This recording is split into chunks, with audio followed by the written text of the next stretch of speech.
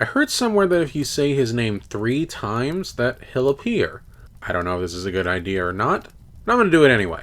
My curiosity knows no bounds. What's the worst that could happen? Beetlejuice, Beetlejuice, Beetlejuice! Oh, that was underwhelming. Alright, before we get started, as always, a quick thank you to my patrons over on Patreon.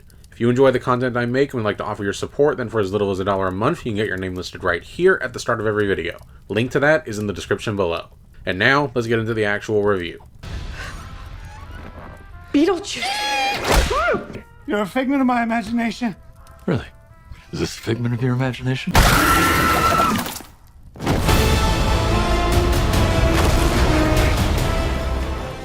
Beetlejuice Beetlejuice is the sequel to the 1988 supernatural comedy and continues the story of Lydia Deetz, played by Winona Ryder, who returns to the house where she first became aware of ghosts following the death of her father Charles, who incidentally was killed off for reasons, but her estranged daughter, played by Jenna Ortega, gets sucked into the afterlife, and she calls upon the name of her feared enemy, a bioexorcist demon named Beetlejuice, played by Michael Keaton, to help guide her through the afterlife in order to save her daughter.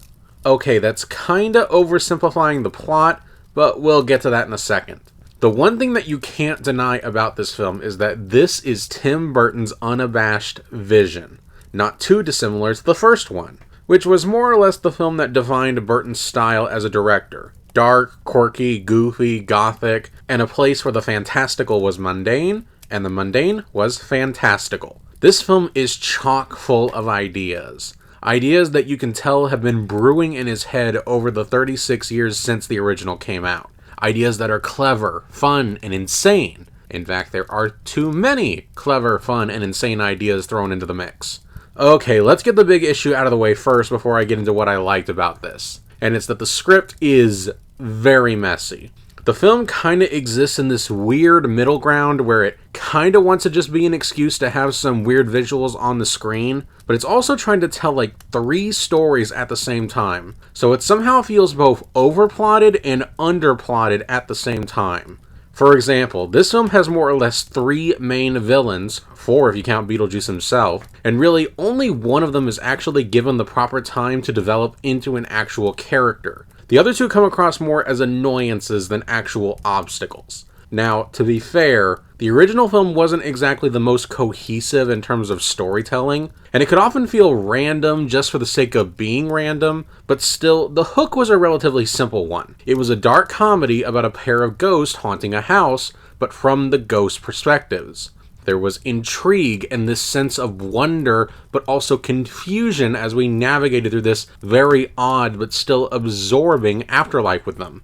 And the whole joke was that they wanted to escape the bureaucratic nightmare of the big city, only to find that even in death, that bureaucratic nightmare has followed them. So the fact that the rules of the afterlife seem arbitrary and random was part of the humor. It was odd, but it worked. And at least in that film, it flowed well. Scenes felt like natural extensions of the other. Here, the pacing feels a little off, and the payoffs for some of these stories don't have satisfactory resolutions.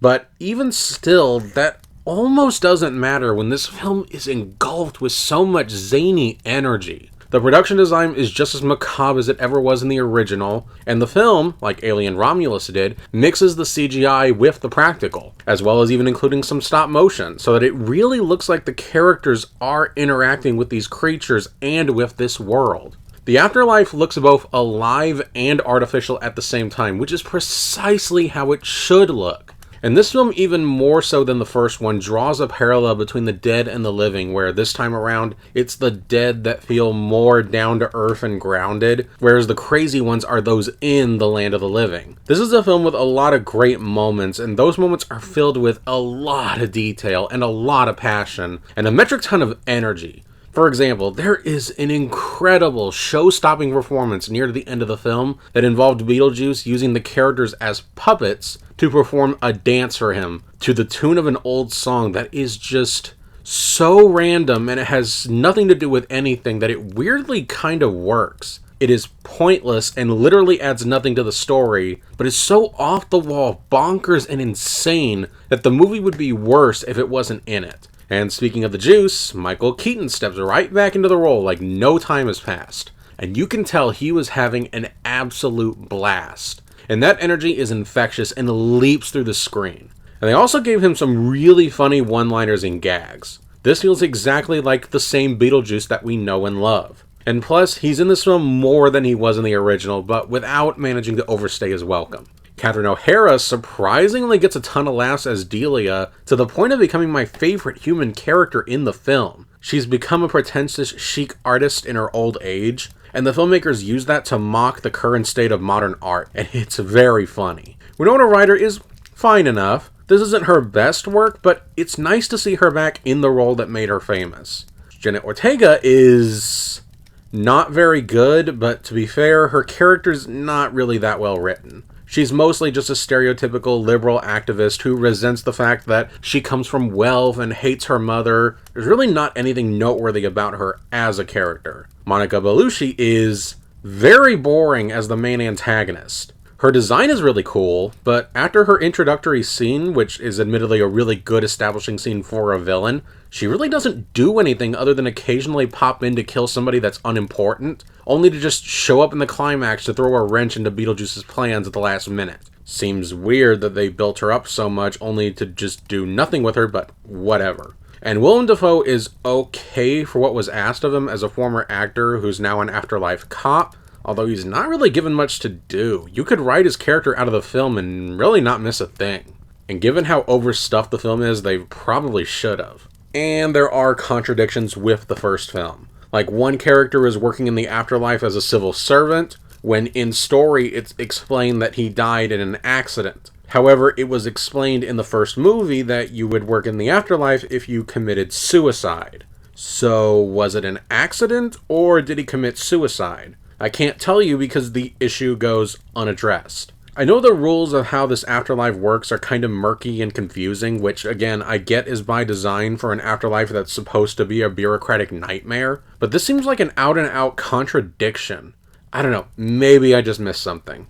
And overall, this is one of those cases where it feels like the film's actually too short. I wanted these stories and these characters fleshed out. I wanted more scenes of Lydia and Beetlejuice interacting. I wanted to spend more time in this afterlife. And I wanted these plots to come together rather than just shoving them together. Really, they needed to drop one of these stories altogether, probably the one with Beetlejuice's ex-wife, and maybe have saved that for a third movie, in order to give more time to the remaining plots. But I get the feeling that they were worried that a third film might not have been made at all, and so they were desperate to shoehorn all these ideas that they had in case this is the last that we ever saw of this world. And, if I'm being honest, I'd rather have a film that has too many creative ideas rather than no creative ideas at all. Beetlejuice Beetlejuice is bursting at the seams with creative manic energy and weirdness just for the sake of weirdness. It probably didn't need to exist, but I am glad that it does exist. There's plenty of great elements in here, even if the product as a whole is pretty schizophrenic. This is Burton taking us, once again, on a journey through his view of the afterlife, strangeness and all, with Michael Keaton as the conductor, and to provide us some laughs along the way. And it succeeds at all three things. Beetlejuice Beetlejuice gets a half-full shot. It definitely could have been more cohesive and given more time to let things breathe, but I'd be lying if I said I didn't enjoy it in spite of its messiness. And I guess that's it for now. Thank you so much for watching. Once again, a special thank you to my patrons. You guys are amazing. And as always, if you want to see my early thoughts of any film I watch or to read more of my reviews, make sure to check out my Letterboxd account. The link to that is in the description below. And make sure that you're subscribed so that you don't miss any upcoming reviews. Have a good day, and I'll see you next time.